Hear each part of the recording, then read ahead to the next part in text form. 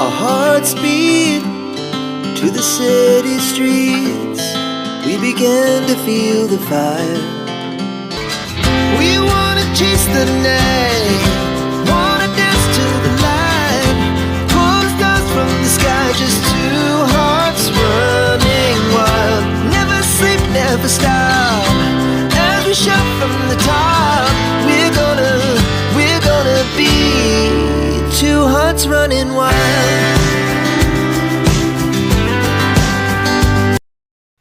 Dignity. Everybody knows that word. It is a good word, a positive one. The only problem was I didn't have any, not even a drop. And the reason for such all pointed back to one crippling reality. I was dressed like a hot cat. Yes, a cat. From the fake kitten ears threaded through my blonde hair, all the way to my tight leather black playsuit. In case you're wondering, I wasn't dressed like this for my amusement. I dressed this way for the simple reason that it was a part of my waitressing uniform. Most second-year university students choose to work at their local supermarket or perhaps even the library, but not me. I was unfortunate enough to work here. And before you freak out, I'm not a dancer here. I mean, I certainly don't have the dance ability nor guts to swing body on a pole. I simply handed out the drinks. Nobody touched me and I didn't touch anybody. Suddenly, I heard a furious tapping sound beat against the door. "Wyan, go see you a damn table. Hurry up!" I heard my boss's voice snap through the door. I gave him a dirty look through the door in annoyance. "Wyan!" he yelled again. My heart struck up.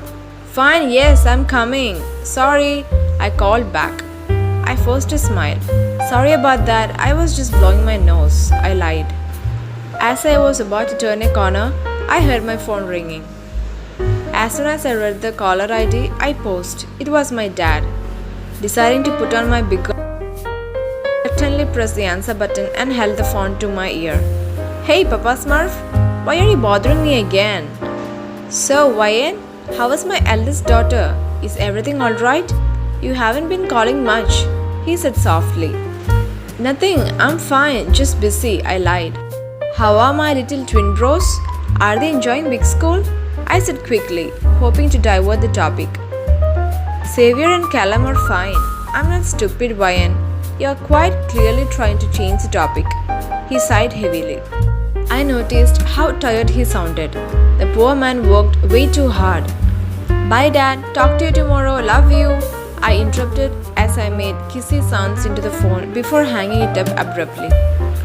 All I had to do was find a new job or some magical new way of getting money. How hard could that be? Later, I went to the gym. My best friend Jimin also joined me there. An hour later, Jimin and I went to the popular club in the town. As I was halfway across the room, my eyes found themselves enraptured by a man. He was leaned up against the wall in the far corner of the room as though he was posing for some sort of hot magazine spread. My eyes wandered all over his warm brown skin, taking in every detail from his sharp jawline to his pink lips. Dark textured hair covered his scalp. Sneaking one last glance at the gorgeous guy, I quickly grabbed Jimin and asked whom he was. Jimin answered it was Jeon Jungkook. "Who the hell is Jeon Jungkook? And why do you know him and I don't?" I questioned in a harsh whisper. Jeon Jungkook is some super rich college dude. I think his dad is a famous architect or something. I'm pretty sure he designed a couple of mansions and hotels and stuff. And everyone knows him because he's rich and well, stupidly hot, he said. "Oh, I would never date a rich guy. They are rude and nasty, every single one of them," I said. Suddenly, my shoe skidded sharply against something wet on the floor, and I fell down, grabbing onto the closest person in front of me. I was trying to figure out what on the earth had happened. It was then I noticed the masculine jawline, the rich brown skin, and his full lips. It was a guy whom I had been thirsting over. It was Jeon Jungkook. "You are so clumsy. Look what you did," he accused. "You are calling me clumsy?" I gave him a bitter laugh.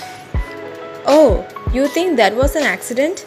Sweetie, I wanted you to fall down, he whispered. My blood boiled with rage. Calming myself down a little bit, I said, Oh, why? Has baby Jungkook not doing it for long that he has to forcefully push girls onto him? I said with a pout. Wow, you even know my name? So you have quite literally thrown yourself at me, he said. Not having a smart response for that, I helplessly pressed my lips together tightly. Jungkook seemed to take my silence as an indicator to carry on sprouting more stupidity. And I think you and I both know that I don't struggle with getting girls. I can get any girl, even you, he said. Not that I'm interested in blondes, of course, he added quickly. I could feel his eyes on my face, likely taking satisfaction from my humiliation. Riled up with shame, I gave a sharp kick to his ribs. Now, look what you have done. You have gotten my loose-fitting jacket all dusty, he accused as he continued to angrily pat the non-existent dirt from his jacket. I couldn't resist a laugh. Sorry? You are Louis Vuitton what now? You are literally wearing a normal jacket. I didn't understand rich people at all. They paid millions of dollars to parade around in designer clothes that look exactly the same as the ones at a dollar store. Of course, you don't understand fashion. You are dressed like a cheap after all, he said. How dare you call me a... I threatened him. Oh, sorry, I didn't mean to hit a nerve, he mocked. Not bad. How much do you charge? He whispered, his eyes moving downwards to make a pointed look at my chest. That's it, you are dead, I snapped out in a war cry. As I was about to hit his neck, I felt two arms slide around my waist and pull me back sharply. Stop it, that's enough. I heard Jimin's voice whisper warningly against my ear. Put me down, Jimin, put me down. I need to kill him. Let me kill him, I shouted. Jeon Jungkook was laughing his head off and gave me a little wave as I got carted off. I hate you, I screamed loudly. From the way people were looking at me, I knew I was acting like a mad woman, but I didn't care. I wanted Jeon Jungkook dead, plain and simple. Jimin finally dumped me down on one of the stools like a child. Wyan, what did I tell you never to do again? He asked softly. To not get into any more fights at the club, I said, staring downwards. And what did you just do? He asked. Come on, Jimin. That stupid was asking for it, I argued. I want revenge, Jimin. Really? What are you planning? I'm going to gold dig him, I proclaimed proudly. Wait, what? Huh? You're serious? Yes, obviously, I'm serious. I hate him. And what better revenge is there than tricking him into falling in love with me so I can get my hands on his money? I said. But you are still forgetting one tiny detail. You hate him. How are you gonna flirt with him or kiss him? Wyan, you might even have to sleep with him, he explained passionately. Ew, gross, I shivered. See, this is exactly my point. Jimin laughed.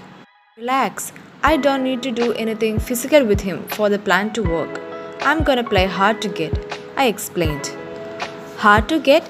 He questioned slowly. Yeah, you boys always like what you can't have. If I make him think I'm not attracted to him, it will make him want me even more, I explained simply. A guy like him has never been rejected, so what I'm going to do is worm my way into his perfect little life and not show him a single ounce of physical interest, I said with a smirk on my face. So yeah, the plan is simple. Get him to love me, take his money, and then dump him. And you know what my favorite part will be? I smiled. Taking the money? Jimin guessed. I laughed. Close, but no.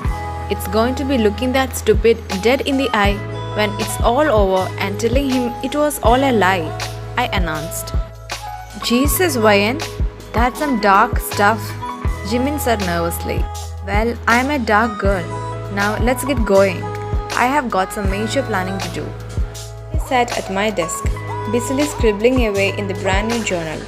It was titled, My Plan to Destroy Jeon Jungkook. Yes, I know this was slightly childish of me, but I couldn't help it. I was excited.